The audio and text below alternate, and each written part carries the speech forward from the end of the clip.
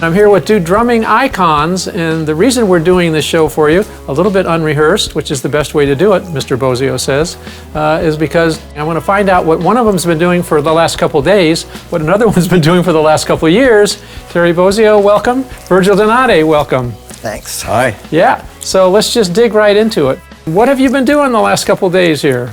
Well, I first came in here to record some tracks that we're pressing for various different projects, and because I'm in transit between LA and Europe right now, I was lacking a facility to do this, so thank you for graciously allowing me to Thank you for coming in here. play some notes the last few days. So that was the main purpose, and then after that I'm actually filming some, some content, some clips, and just exploring the drums as I do every day, And speaking of the last couple of years, when did you leave us here at Drum Channel for a short trip to Japan? Yeah, to visit my family over there and my wife's family. And it was November of 2019.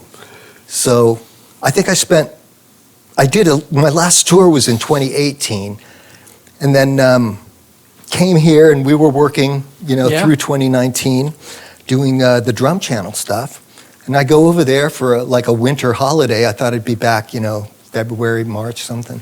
And the COVID hit, and I wasn't vaccinated. And since I'm now 71, I thought it was a bad idea to fly or go anywhere. So I spent 2 years there.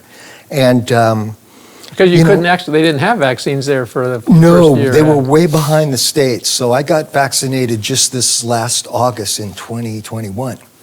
And then made plans and, got a flight back on November 1st. So I've been here a couple of months now, and I'm still jet lagged. And, my wife is still in Japan, and that's, disorientating, for a guy who, I might be able to play the drums well, but that's about it, When it comes to doing laundry and all that other stuff and cooking and being organized, I'm hopeless. All the jams that you've done, and when you're playing in a band, it always comes out as if it was orchestrated. Sometimes I would just swear it had to be written because you couldn't possibly be doing things, in unison that much just by listening to each other. But in fact, you are. Yeah. What are the tricks? And I think it's even harder to play two drummers than it would be maybe with a drummer in a band. But it's the same theory, I think, of listening and interacting. But how do you guys look at having a conversation when you're going to sit down here and probably for the first time, jam together? For me, it's like everything we know, right? I'll say we, and then you can say you, because I know you probably have completely different concepts. But for me, it is all about listening and all about everything in our vocabulary, which we've tried to build, for years and years. So then it's almost like getting in this zone where I don't know if I'm doing it or not. I know I'm listening like crazy. I think I've described this before. It's like you're trusting the unconscious for something unexpected to come out, but you're really seriously listening so that you can grab onto that idea and repeat it and maybe develop it. And then, the rest of it is just that zone that just happens, Well, I think what you said initially is a very strong point, and that is that it's really a culmination of everything we do over the years in our development, our ability to understand and hear rhythm more nuanced, more detailed, have this deep understanding, which is what feel is. That becomes what we feel. And then when we sit down and play in most situations, or various, different genres, whether it be progressive rock or jazz fusion, or maybe even less so in rock and roll or more commercial music. But we're able to express ourselves spontaneously, which is what improvisation is. That's what it is. And it's just that ability. And now, I think what can what makes it unique, each situation and each musician you play with, is there are varying degrees to which you communicate. That can vary. It's not always going to be great. It's not always going to be, sometimes it's going to be magical. We don't know that until it happens. And today's going to be a surprise, right? We'll see what we can conjure up. Yeah, and it's a beautiful thing. You think, I try to improvise in a compositional manner. So I'm always thinking, okay, maybe we've been grooving too long, so I'm gonna go into some, polyrhythm and change everything up. So we're in 3 instead of 4, or something like that. And then if I'm repeating something, I expect others to use that as a vamp that they could solo over or express themselves. Other times I just feel like take it. I did a lesson on called Improv 101, which just like the main thing is to listen, but you can go with or you can go against, or you can, play fast if the other guy's playing slow, play slow if the other guy's playing fast. There's just so many contrasts and ways you can develop things so that it's constantly changing and moving, keeping the audience's interest, hopefully. And it's a one-time, never to be repeated, authentic and honest musical statement between two human beings, that know the vocabulary of drumming. Or everything you're saying relates to a band too. You could be talking about you and the bandmates. Absolutely. And my whole thing over the years has been taking all 5 musical elements, rhythm, melody, harmony, dynamics, and orchestration, and, adapting that to the drum set.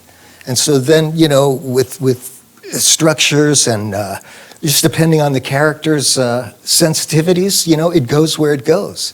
And, it's a constant acceptance, But on the other hand, it's the most exciting thing because, I don't know, to me, like if you want to talk maybe spiritually, something in us is coming through us, and our job is to be ready for whatever comes through and also to get the hell out of the way. Don't overthink it. Don't think I have to do this or I have to be this, Like there's a great quote by Ornette Coleman that I really love. He said, I don't want to be the best and I don't want to be the worst. I just want to be. There it is, That's wonderful, yeah. Big statement there, I think. Yeah, I'm trying to live by it. A lot to learn. And the first time you saw Terry, or as Terry's career was evolving, do you remember that? And did you go, what is this guy doing, or how did it affect you? Well, I've got a great story about that. I don't even know if Terry he wouldn't remember this. Of course not, I was just a kid. When he came to Australia, to Melbourne, which is where I grew up, Melbourne, Australia, with Frank Zappa. Now, that would have been 75, 76. That must have been early, like January 76. Okay. Yeah. Because I remember I was about 16 or 17, and I was at the Festival Hall, which was the venue there. I went to sound check. I went early to see if I could sneak in backstage, which I did. In fact, I started chatting with your sound guy. Sound technician at the time, and we had a good chat, and he said, Terry's not here yet, he's running late. We were waiting, and Frank was there on stage, and everyone else, and where was Terry? Where's Terry? Is he not going to show up? Should I go and get my sticks from No. I was so keen to see Terry, and then I kind of impatiently walked to the backstage door, which was on the side of the stage, and all of a sudden I see this guy jump out with, like he was in a hurry, out of a cab, and you just walk right by me. I was in the entrance, the doorway, walked by me and went on stage, and that was my first encounter with Terry. Terry, terribly jet lagged, right? Just finding out about ginseng, which is something I swear by for energy, because Napoleon Murphy Brock, in the humidity, we were just in New Zealand, and it was so hot and humid. And, I saw Nappy running around the stage, doing showbiz stuff when he wasn't part of the ensemble or having to sing. And I said, where do you get your energy? And he goes, ginseng, Holmes.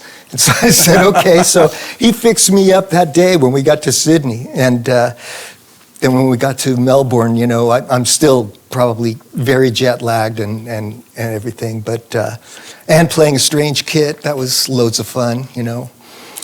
So yeah. Yeah, I think it was a big concert tom kit. I think I heard him sing a bunch of toms. It might have been, right but my remembrance is when we did that tour, our equipment, this concert tom kit that I had stripped down to more like a Narda Michael Walden kit, you know, had gone to Europe. So we had to use rented stuff in, I think I had a Pearl kit in Australia, and then we went up to Japan and Right. another strange kit. So that was no fun. But my second encounter, well, it wasn't an encounter. I came to see you play a few years later, my first trip to the US, and I lived in New York for 6 months.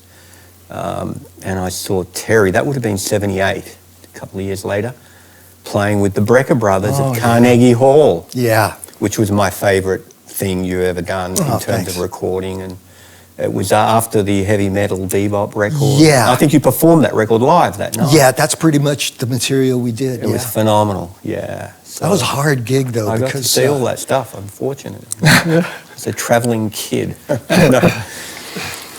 Yeah, that Carnegie Hall is not, it's too live for rock music. It's an orchestral venue. Yeah, it's beautiful for, acoustic music, but not for what we were doing. I remember the beat turned around and I'm like, how did I get here? And those guys are there, in this fog of... Oh, wow. Yeah. But what did you do? Smile and just keep on going and nobody noticed, right? Man, they're right, Thinking about technique, you both have, your signature technique. From the standpoint of, independence, actually going through the rudiments, getting them faster, all the things that we teach on Drum Channel. There's always that point which we, encourage the students on Drum Channel, become a musician, where you want to sit down at the drum set and not think technically about what you're doing, even though you had to practice it in order to get it there. Any tips on, I'll start with you, on how a drummer who's out there doesn't sit down and play and sound like he's playing what he practiced?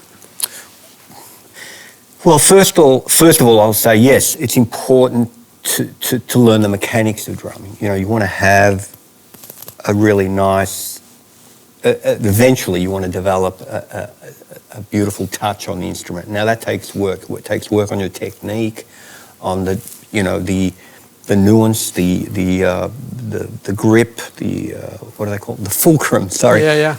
And all these details are very important. So yeah, you've got to take care of that. You've got to, rudiments gives you a vehicle to develop that skill, to be able to work on your hands, develop that finesse, etc., etc. And the control, that's basic independence, stick to stick, hand to hand. So rudiments are very useful, and but at some point you've also got to understand music, meaning, first of all, for us, rhythm, which is a very important component of music. So we need to become well acquainted with that vocabulary. So just practicing technique, blasting single stroke rolls on your hands and your feet is not going to give you that. So at some point, if you're obsessed with just being the most technically proficient at one particular thing, a speed, whether it be a single stroke thing with your feet, well, that's not going to give you that whole, So at some point, you've got to also figure out, I need to spend time on rhythm, on styles of various musical genres, just find myself somewhere and then evolve from there. But most important thing is having a strong pulse and then being able to manipulate it as you want, rhythmically. And then you can express yourself, right, Terry? Yeah, I agree. Without that, you can't express yourself effectively. Yeah.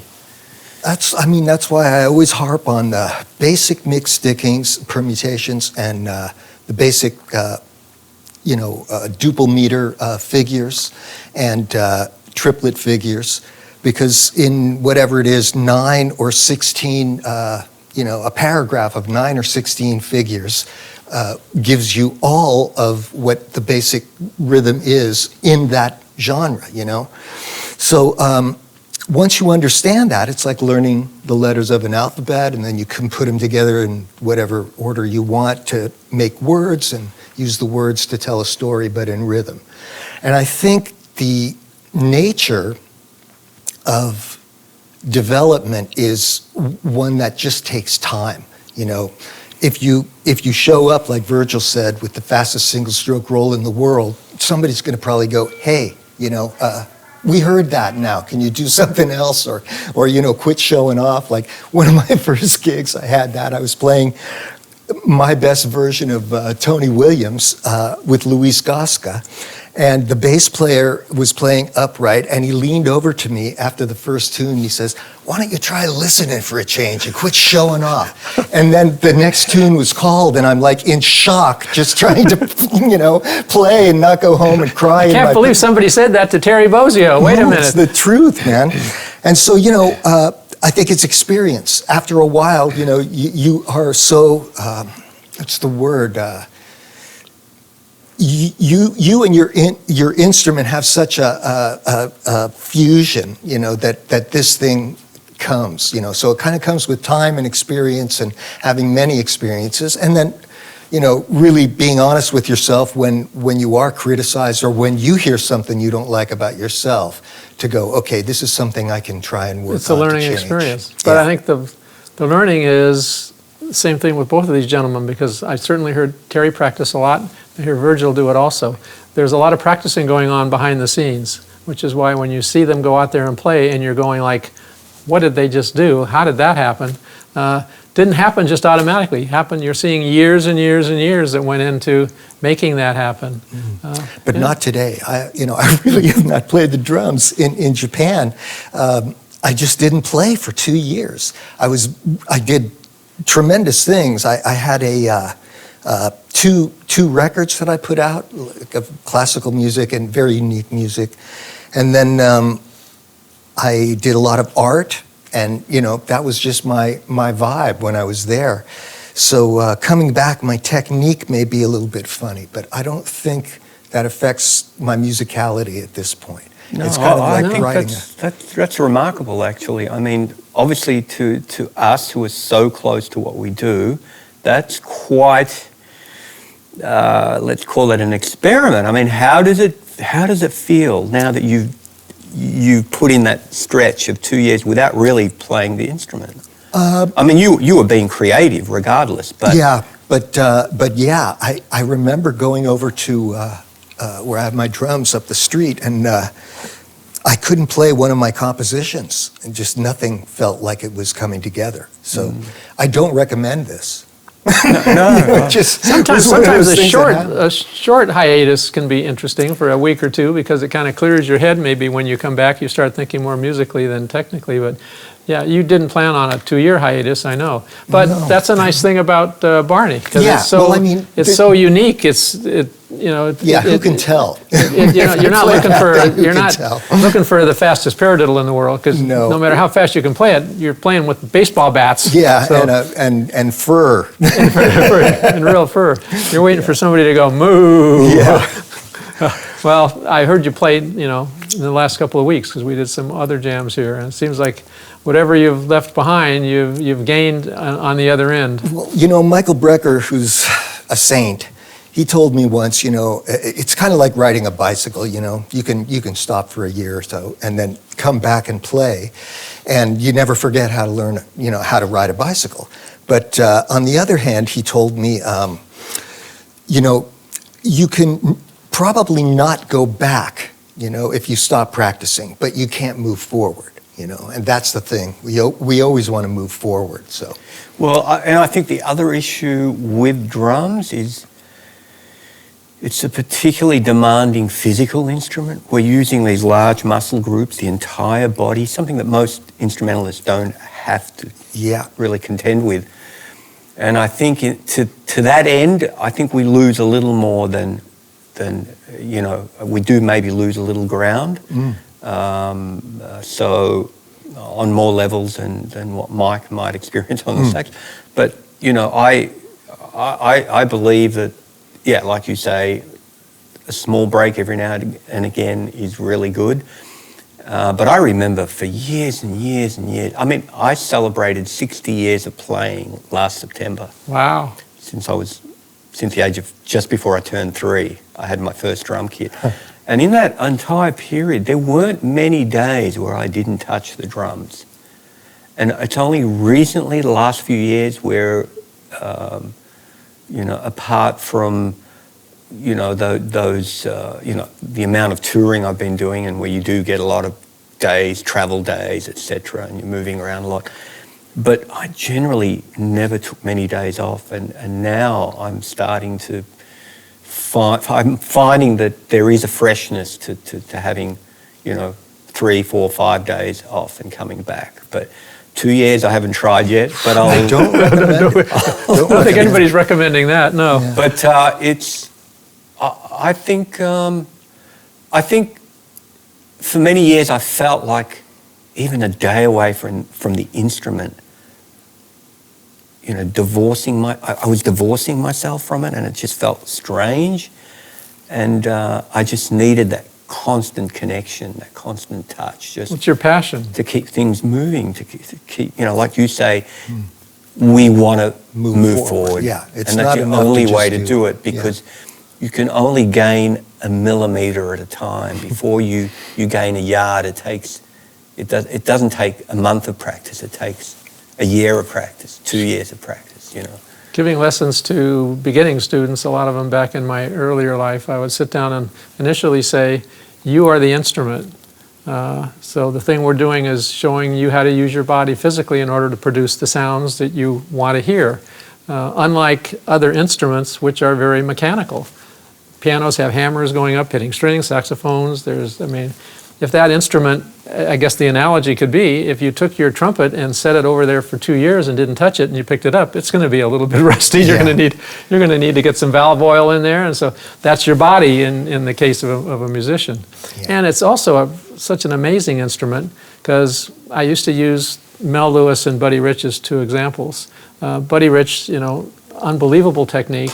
Mel Lewis, enough technique to musically play whatever he could play, but certainly is not going to sit down and drum solo with anybody. Yet they were both consummate musicians, and they couldn't be any better at what they did.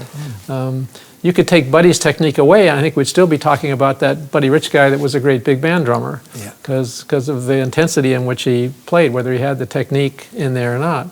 And Mel Lewis, the same way. If he had a tremendous amount of technique, it wouldn't have got in the way, I guess I could say, of the feeling he had for the music that he was playing. So, well, that's where the uniqueness of each human who plays the drums, comes. When we talk about jazz, it's like 2 places in a bar of the jazz ride beat. The of what would it be? The of 2 and the of 4. Yeah. Where that's sat in the space, between whatever it would be.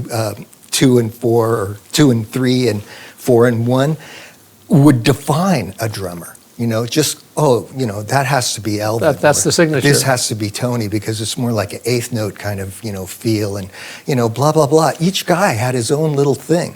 And guys could tell within a bar or 2 of who's playing time, that's this guy, that's this guy. No, the 2 examples I was talking about, Mel Lewis pretty much played it as a triplet.